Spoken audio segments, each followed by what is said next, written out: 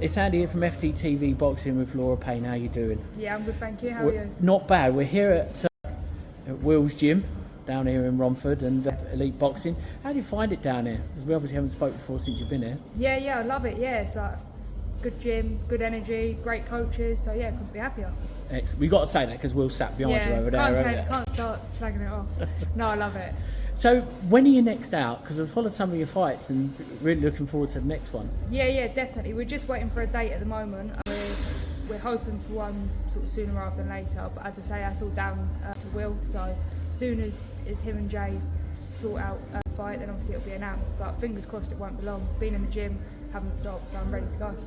So is there any chance we could see you in September? I know Johnny Clark's here quite a bit from Top Tier. Is there any chance of persuasion could be made in that direction? Yeah, look, Johnny's a great guy, and obviously I've boxed on one of his shows previously. So he's got a show in September. Probably going to be fully booked now, but there's a couple of others that we've got our eyes on. But I think I'm nagging them for a date a little bit too much. I'm like, give me a date, but hopefully it will come sooner rather than later.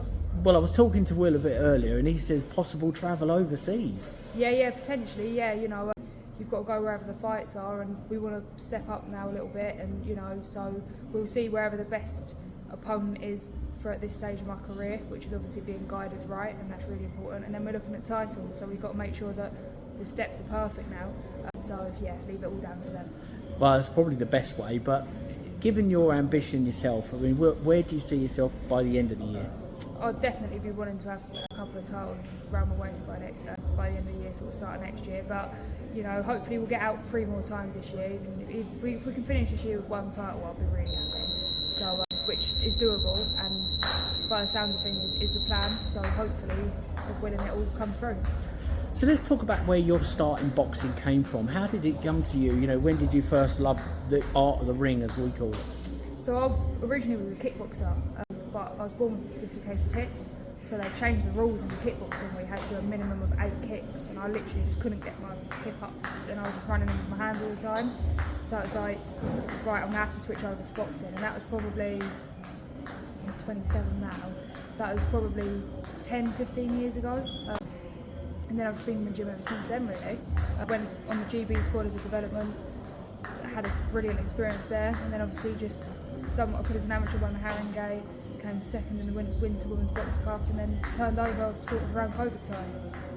So it's been all action really, and looking forward to a real strong end of 2025, beginning of 2026. If I could give you your ultimate fight fantasy, who would it be against and where would it be? That's a hard one. In terms of who would I want to fight? Yeah.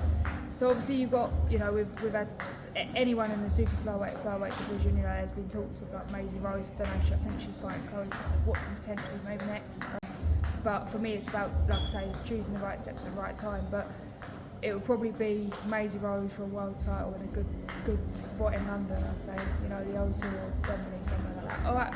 Unless you want to go to Madison Square Garden, that'd do. You do Madison. Yeah. Do you prefer that side of America? They never fancied Caesar's Palace, maybe Mandalay Bay? Yeah. To be honest, anywhere really. That they're all iconic venues. So anywhere at all.